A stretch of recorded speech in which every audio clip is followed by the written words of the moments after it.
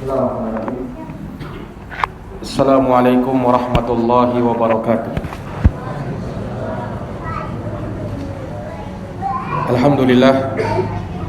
Alhamdulillahi rabbil alamin.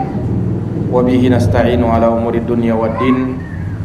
Asyhadu an la ilaha illallah wahdahu la syarikalah, ilahul awwalina wal akhirin. Wa asyhadu anna Muhammadan abduhu wa rasuluhu shadiqul amin.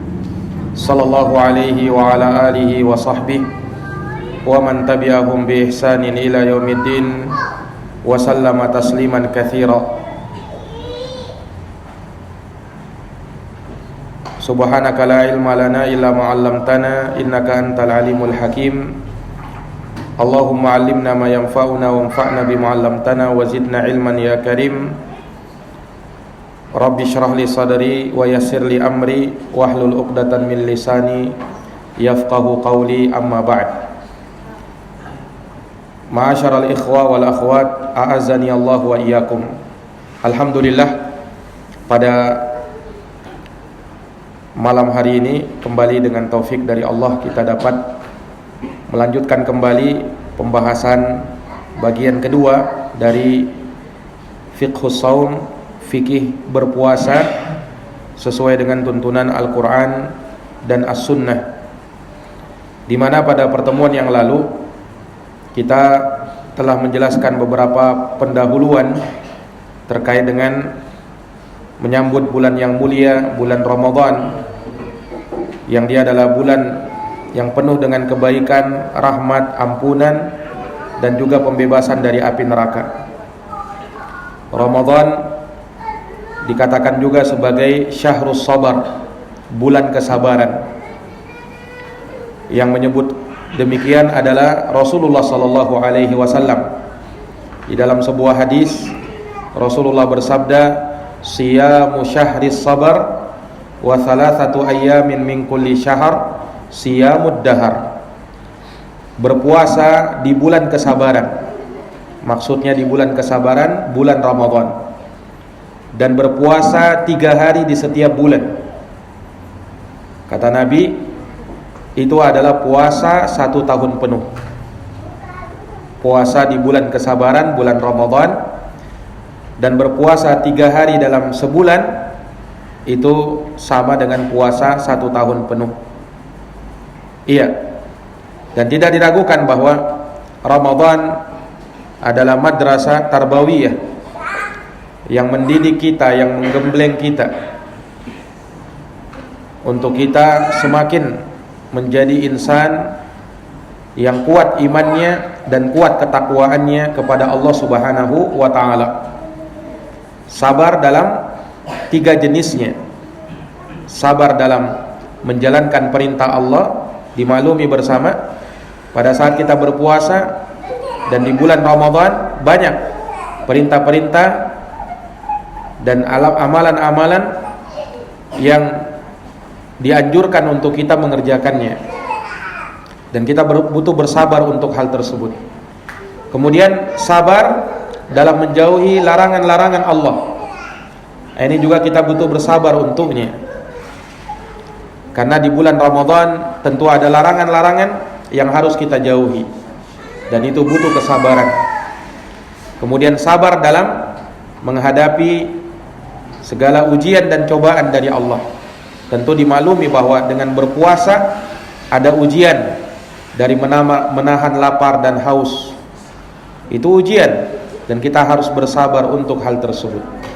Makanya orang yang mampu menjalankan ibadah di bulan Ramadan, puasa di bulan Ramadan, maka diharapkan dari sana dia akan menjadi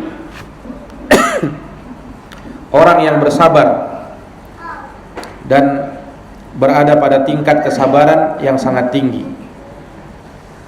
Ikhwani fiddin wa akhwati fillah, azani Allah wa iyyakum. Telah kita bacakan ayat-ayat tentang puasa mulai dari Al-Baqarah ayat 183 sampai 185. Dan puasa Ramadan mempunyai kedudukan yang sangat tinggi di dalam agama kita. Oleh karenanya dijadikan puasa Ramadan sebagai salah satu dari arkanul Islam, dan dia rukun Islam yang keempat setelah membayar zakat.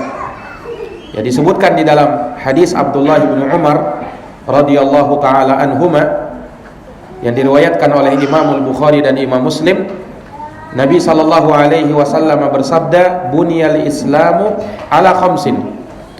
Islam itu dibangun di atas 5 rukun. Syahadati alla ilaha illallah. Rukun pertama adalah bersyahadat tidak ada yang berhak disembah kecuali Allah, wa anna Muhammadan Rasulullah, dan bahwa Muhammad adalah utusan Allah. Wa iqamis salah. Kemudian yang kedua menegakkan salat. Wa itaiz zakah, yang ketiga menunaikan zakat. Wa hajjil bait, berhaji ke Baitullah, dan yang kelima wa saumi Ramadan, berpuasa di bulan Ramadan. Dalam satu riwayat puasa Ramadan didahulukan, baru setelahnya wa hajjil bait, berhaji ke Baitullah. Ini menunjukkan kepada kita bahwa puasa ini ibadah yang sangat agung, bahkan dijadikan sebagai satu dari arkanul Islam, salah satu dari rukun-rukun keislaman.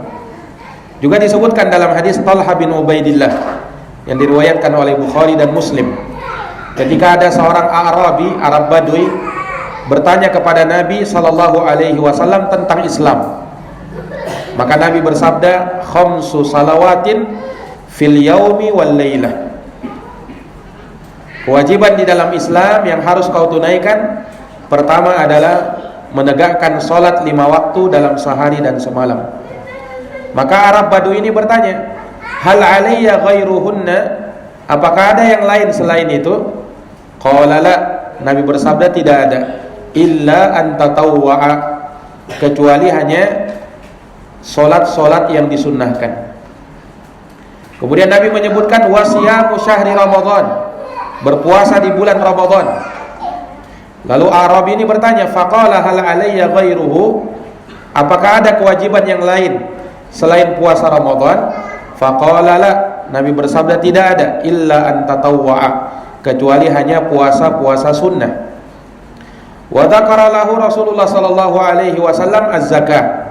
Lalu Rasulullah SAW menyebutkan juga tentang zakat. Kemudian setelah itu Arab Badui ini bertanya lagi, hal alayya ghairuha, apakah ada kewajiban zakat yang lain? Faqala la illa an tatawwa'a, tidak ada yang lain kecuali hanya zakat sunnah. Ya, maksudnya sedekah-sedekah sunnah.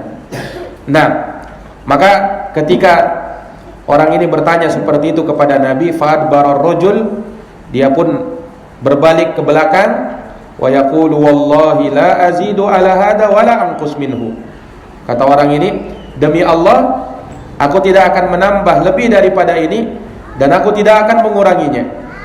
Maka Rasulullah SAW bersabda, aflaha in sadaqa, orang itu beruntung apabila dia jujur dalam ucapannya tersebut. Apabila dia jujur dalam ucapannya tersebut.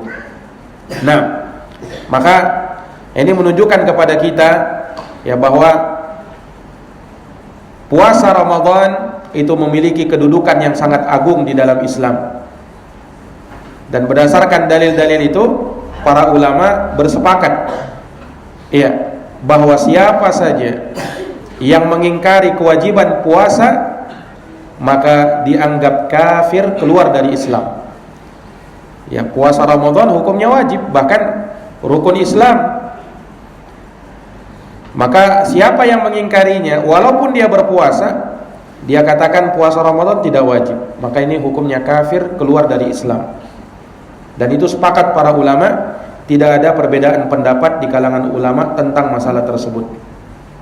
Iya, karena dia telah mengingkari suatu perkara yang telah dimaklumi secara darurat di dalam syariatul Islam. Ini semua umat Islam tahu bahwa puasa Ramadan itu wajib.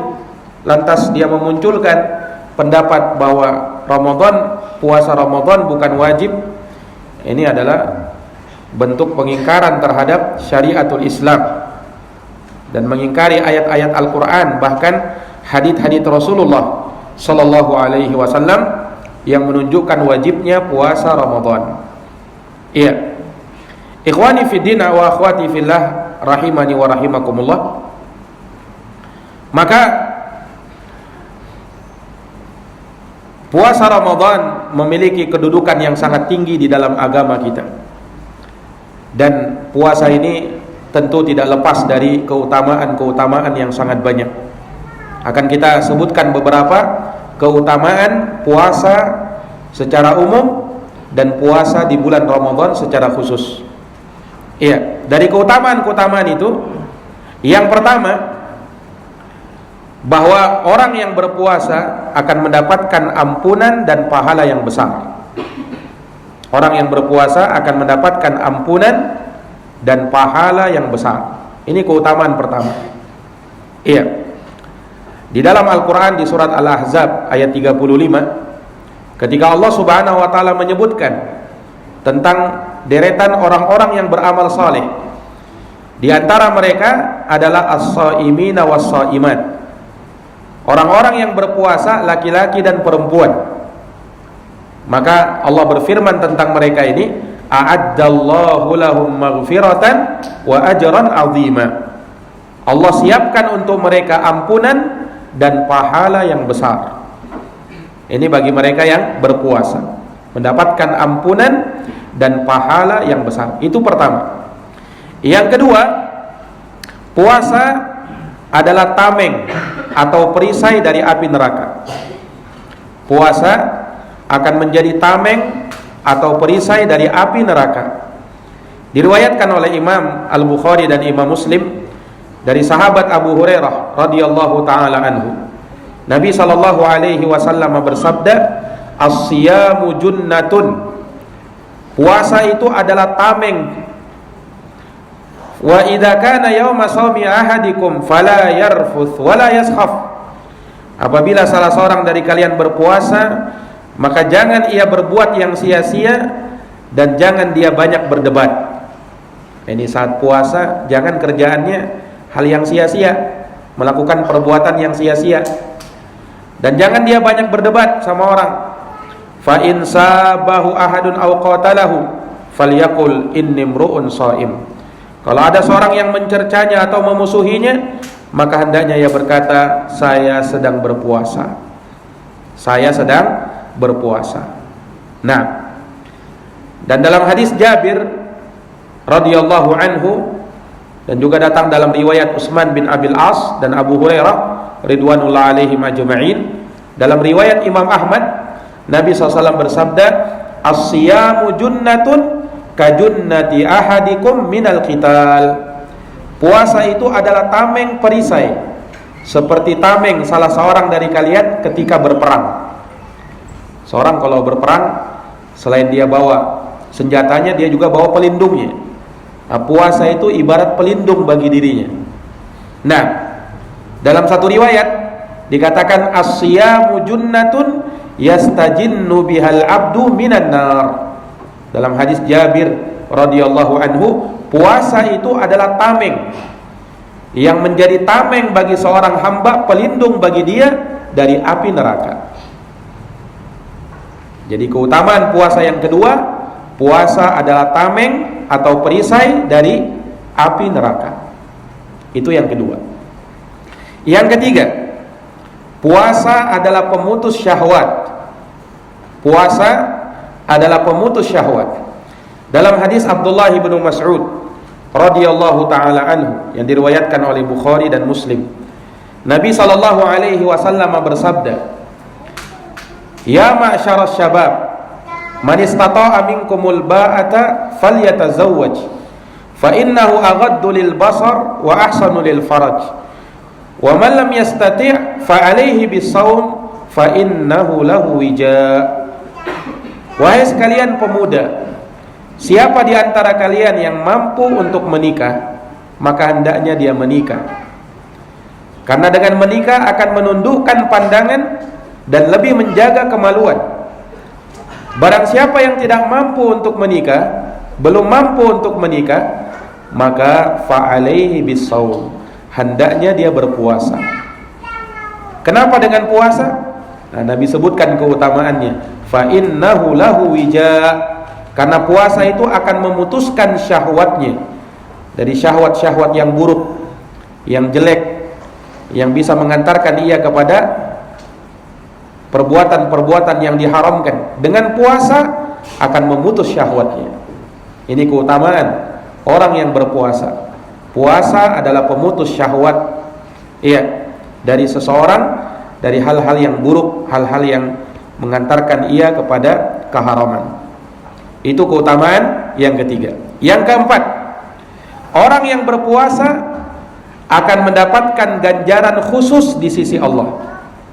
Orang yang berpuasa mendapatkan ganjaran khusus di sisi Allah. Nah, ya karena puasa ini bagian dari kesabaran. Dan telah kita jelaskan sabar itu dalam 3 hal. Sabar dalam menjalankan perintah Allah, sabar dalam menjauhi larangan Allah, dan sabar dalam menghadapi ujian dan ketentuan dari Allah. Dan orang yang berpuasa, dia telah melakukan 3 jenis kesabaran ini sekaligus. Iya, dia telah melakukan 3 jenis kesabaran ini sekaligus. Dan orang yang bersabar, maka ganjarannya disebutkan di dalam Quran di surat Az-Zumar ayat yang ke-10, innama yuwaffas sabiruna ajrahum bighairi hisab. Sesungguhnya hanyalah orang-orang yang bersabar yang dicukupkan pahala mereka tanpa batas. Jadi kalau amalan-amalan yang lain itu diberikan pahala oleh Allah Subhanahu wa taala, satu yang dia kerjakan dilipat gandakan jadi 10, bahkan bisa jadi 700. Tetapi kalau sabar itu tanpa batas. Itu tanpa batas. Ini dari ganjaran yang khusus dari Allah Subhanahu wa taala. Iya. Dan orang yang berpuasa itu juga dia memiliki 2 kegembiraan. Kegembiraan saat berbuka dan kegembiraan saat berjumpa dengan Allah. Dan bau mulutnya orang yang berpuasa di sisi Allah nanti lebih wangi dari minyak misik, dari minyak kasturi. Makanya kata para ulama, seseorang tidak boleh mencela bau mulutnya orang yang berpuasa. Ya mungkin misalnya ketika dia melihat ada kawannya yang berpuasa dan dia mencium sesuatu yang tidak enak, tidak boleh dia cela, tidak boleh dia kata-katain dengan kata-kata yang buruk, tidak boleh. Kenapa? Ya karena Allah Subhanahu wa taala justru memujinya. Bau mulutnya orang yang berpuasa di sisi Allah itu lebih harum daripada minyak wangi kasturi. Dan ini disebutkan di dalam hadits Abu Hurairah yang diriwayatkan oleh Bukhari dan Muslim. Nabi sallallahu alaihi wasallam bersabda, kullu amali ibni Adam yudha'aful hasanatu asyra amsalha ila 700 dhi'fin. Qala Allah Ta'ala illa siyam. Setiap amalan anak cucu Adam akan dilipat gandakan oleh Allah Subhanahu wa taala kebaikannya menjadi 10 kali lipat, bahkan 700 kali lipat. Allah berfirman kecuali puasa. Kecuali puasa. Ya puasa ganjarannya bukan 10, bukan 700, tapi lebih daripada itu. Kata Allah, fa innahu li wa ana ajzi bih. Puasa itu untukku, kata Allah, dan aku sendiri yang akan membalasnya. Yada'u syahwatahu wa ta'amahu min ajli. Orang yang berpuasa meninggalkan syahwat dan makanannya karena aku. Walis-shaimi farhatan. Bagi orang yang berpuasa ada 2 kegembiraan. Farhatun 'inda fitrih, kegembiraan saat berbuka, wa farhatun 'inda liqa'i rabbih, dan kegembiraan saat berjumpa dengan Tuhannya. Wala khulufu famis shaim atyabu indallahi min rihil misk. Kemudian kata Nabi, bau mulutnya orang yang berpuasa di sisi Allah lebih harum daripada minyak wangi kasturi. Nah ini. Jadi ini semua adalah ganjaran-ganjaran khusus dari Allah Subhanahu wa taala. Iya. Ini menunjukkan kepada kita bahwasanya Orang yang berpuasa ya akan mendapatkan ganjaran khusus di sisi Allah. Di antaranya orang yang berpuasa memiliki dua kegembiraan. Kegembiraan saat berbuka, gembira dia, dan gembira saat berjumpa dengan Tuhannya membawa amalan puasa. Kemudian bau mulutnya orang yang berpuasa itu lebih harum di sisi Allah Subhanahu wa taala daripada minyak wangi kasturi. Nah, kemudian yang berikutnya keutamaan puasa, bahwa puasa satu hari di jalan Allah itu akan menjauhkan wajahnya dari api neraka 70 tahun perjalanan. Puasa satu hari di jalan Allah itu bisa menjauhkan wajahnya dari api neraka sepanjang 70 tahun perjalanan. Ini keutamaan yang besar. Disebutkan dalam hadits Abu Sa'ad bin Malik bin Sinan Al-Khudri radhiyallahu an, dalam riwayat Bukhari dan Muslim, Rasulullah sallallahu alaihi wasallam bersabda, "Ma min 'abdin yasumu yawman fi sabilillah illa ba'adallahu bidzalikal yawm wajahahu 'anil nari sab'ina kharifa." Tidaklah seorang hamba yang berpuasa satu hari saja di jalan Allah, melainkan Allah akan jauhkan wajahnya di hari itu dari api neraka 70 tahun perjalanan. Bayangkan satu hari itu. Dan ini puasa secara umum sebenarnya, apalagi puasa Ramadan. Itu baru satu hari, bagaimana 30 hari? Tentu sangat besar keutamaannya. Nah, kemudian berikutnya dari keutamaan puasa, bahwa orang yang berpuasa ya akan disiapkan pintu khusus untuk mereka, yang kita kenal dengan Babur Rayyan, pintu Ar-Rayyan. Itu diterangkan dalam hadis Sahal bin Sa'ad As-Sa'idi radhiyallahu anhuma yang diriwayatkan oleh Al-Bukhari dan Muslim. Nabi sallallahu alaihi wasallam bersabda, "Inna fil jannati baban yuqalu lahu Ar-Rayyan." Sesungguhnya di dalam surga ada satu pintu yang dinamakan pintu Ar-Rayyan. Yadkhulu minhu as-sha'imun yaumal qiyamah. Yang mana dari pintu itulah orang-orang berpuasa akan masuk pada hari kiamat nanti. La yadkhulu ma'ahum ahadun ghairuhum. Tidak ada seorang pun dari penghuni surga yang bisa masuk dari pintu itu selain mereka. Orang-orang yang dulunya ketika di dunia dia rajin berpuasa. Yuqalu aina shaimun. Akan dikatakan pada hari itu, mana orang-orang yang berpuasa? Mana orang-orang yang berpuasa? Fayadkhuluna minhu, maka orang-orang berpuasa pun masuk dari pintu Ar-Rayyan. Fa idza dakhala akhiruhum, apabila orang terakhir mereka sudah masuk, ughliqa, pintu itu ditutup, falam yadkhul minhu ahadun, tidak ada seorang pun yang masuk dari pintu itu selain hanya mereka. Jadi ada pintu khusus di dalam surga yang disiapkan khusus bagi orang-orang yang berpuasa. Nah, kemudian di antara keutamaan puasa, puasa juga adalah kafarah, penggugur terhadap dosa-dosa hamba. Jadi kalau seorang berbuat dosa, di antara bentuk kafarah penggugur dosanya adalah berpuasa. Disebutkan dalam hadits Hudzaifah bin Yaman yang diriwayatkan oleh Bukhari dan Muslim. Rasulullah sallallahu alaihi wasallam bersabda, "Fitnatur rajul fi ahlihi wa malihi wa nafsihi wa waladihi wa jarihi yukaffiruha as-siyamu was-salatu was-sadaqah wal amru bil ma'ruf wan nahyu 'anil munkar."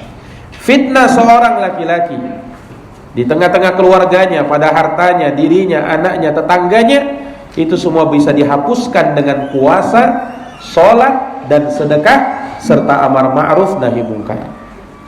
Jadi itu bisa dihapuskan salah satunya dengan amalan puasa. Iya. Juga dalam hadits Abu Hurairah riwayat Muslim, Nabi SAW bersabda, "As-salawatul khams", salat 5 waktu yang kita kerjakan. Wal jum'atu ilal jum'ah, Jumat ke Jumat setelahnya. Wa Ramadan ila Ramadan, Ramadan ke Ramadan berikutnya. Kata Nabi, mukaffiratun ma bainahunna, itu semua penggugur dosa. Di antaranya idza jutunibatil kabair, apabila dosa-dosa besar dijauhi. Apabila dosa-dosa besar dijauhi. Ini menunjukkan bahwasanya puasa akan menggugurkan dosa, ya, dan menjadi penggugur dosa atas kesalahan dosa yang dilakukan oleh seorang hamba. Ya. Kemudian puasa amalan yang akan memasukkan ke dalam surga. Disebutkan dalam hadits Abu Umamah radhiyallahu an, diriwayatkan oleh Imam Ahmad, An-Nasai dan selainnya, Nabi SAW bersabda ketika ditanya, "Ya Rasulullah, famurni bi amalin adkhulu bihil jannah." Ya Rasulullah, perintahkan aku dengan suatu amalan yang bisa memasukkan aku ke dalam surga. Apa kata Nabi? "Alaika bis-shaum." Hendaknya kamu berpuasa, fa innahu la mithlalah, karena tidak ada bandingannya puasa itu. Puasa itu amalan yang tak ada bandingannya, kata Nabi sallallahu alaihi wasallam. Jadi ikhwani fiddin, a'azzani Allahu wa iyyakum. Iya. Kemudian di antara keutamaan puasa juga, puasa akan mengurangi kelaparan kita di padang mahsyar nanti. Tentu dimaklumi bersama bahwa di padang mahsyar orang tidak ada makan, ya, makan di sana. Nah, tidak ada. Nah, kalau di dunia orang yang berpuasa itu sering lapar, nanti di akhirat sebaliknya. Orang yang berpuasa di akhirat dialah orang yang paling kenyang. Sebaliknya orang yang paling kenyang di dunia, ya, orang yang sering kenyang di dunia, nanti di akhirat dialah orang yang paling kelaparan. Ini disebut oleh Nabi SAW dalam hadis riwayat Imam Tirmidzi, dan hadisnya dihasankan oleh Syekh Al-Albani. Kata Nabi SAW, "Atwalun nasi ju'an yaumal qiyamah aktsaruhum syaba'an fid dunya." Kata Nabi, manusia yang paling kelaparan pada hari kiamat adalah manusia yang paling sering kenyang di dunia. Ini bukan artinya orang kalau makan tidak boleh kenyang. Boleh aja sekali-sekali kenyang. Tetapi ada sebagian orang yang kalau makan itu prinsipnya nanti dia mau berhenti kalau dia kenyang. Kalau tidak kenyang terus dia makan. Nah, ini kalau terus-menerus begitu kurang bagus bagi dia. Selain kurang bagus bagi kesehatan, juga kurang bagus bagi agama. Nah, makanya ini kata Nabi SAW, orang yang paling kelaparan di dunia pada hari kiamat itu adalah orang yang paling sering kenyang di dunia. Pemahaman kebalikannya, kata ulama, orang yang sering kelaparan ketika di dunia adalah orang yang paling kenyang ketika di akhirat nanti. Termasuk diantaranya adalah orang yang berpuasa. Ini keutamaan puasa itu. Nah, kemudian diantara keutamaan yang lain, puasa akan memberi syafaat pada hari kiamat. Puasa akan memberi syafaat pada hari kiamat. Di dalam hadis Abdullah ibnu Amr ibn al-As radhiyallahu ta'ala an, di dalam hadis yang diriwayatkan oleh Imam Ahmad dan hadisnya dihasankan oleh Syekh Al-Albani, kata Nabi SAW, "As-siyam wal Qur'anu yashfa'ani lil abdi yaumal qiyamah." Puasa dan Quran kelak hari kiamat akan memberikan syafaat bagi seorang hamba. Yaqulu siyam ay rabbi mana'tuhu at-ta'am wasyahawat bin nahar fasyafi'ni fihi. Puasa akan berkata, "Wahai Tuhanku, aku telah menghalangi dia untuk makan dan minum syahwat di siang hari, berikan syafaatku kepadanya." Puasa berkata begitu di hari kiamat. Wa yaqulul Qur'an, Quran juga berkata, "Mana'tuhu naum," aku telah menghalangi dia dari tidur, bil-laili di malam hari, fasyafi'ni fi, berikan syafaatku kepadanya. Maka Nabi mengatakan fayashfa'an, keduanya Quran dan puasa akan memberi syafaat pada hari kiamat. Ini para ikhwah wal akhwat, a'azzani Allahu wa iyyakum. Kemudian berpuasa di bulan Ramadan, bulan yang utama, bulan yang pintu surga dibuka lebar-lebar, bulan yang pintu neraka ditutup rapat-rapat, setan-setan dibelenggu. Itu yang disabdakan oleh Nabi SAW. Kalau Ramadan tiba, pintu surga dibuka lebar, pintu neraka ditutup, wa suffidatis syayatin, setan-setan dibelenggu. Nah, ini sering menjadi pertanyaan, mengapa setan dibelenggu di bulan Ramadan tetapi masih ada aja orang berbuat maksiat? Kenapa bisa begitu? Kata ulama ya, bahwasanya orang itu bermaksiat bukan hanya karena ulah setan. Ada orang itu memang sudah setan duluan dia. Sebelum digoda oleh setan, setan tidak usah goda dia, sudah setan juga. Nah, memang karena jiwanya yang buruk, tanpa digoda oleh setan, dia sudah kesetanan. Dia sudah apa? Sudah mau melakukan maksiat. Nah, makanya tetap ada saja maksiat di bulan Ramadan. Kenapa? Betul setan itu dibelenggu, tapi ada orang yang jiwa-jiwanya seperti setan. Nah, ini ikhwani fiddin azani Allahu wa iyyakum. Kemudian juga dari sisi yang lain kata ulama, bahwa yang dibelenggu itu setan-setan durjana, setan-setan besar, itu yang dibelenggu. Kalau setan-setan kecil masih berkeliaran dia. Nah, itu juga kata para ulama. Di antara jawaban mereka, ya, kalau setan dibelenggu, mengapa maksiat masih ada aja di bulan Ramadan? Dengan dua jawaban tadi.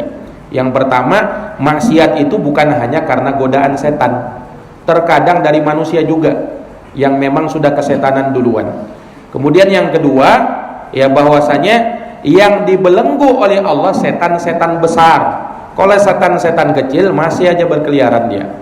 Nah, maka tidak terpungkiri bahwasanya di bulan Ramadan kemaksiatan setidaknya lebih kurang daripada di luar Ramadan.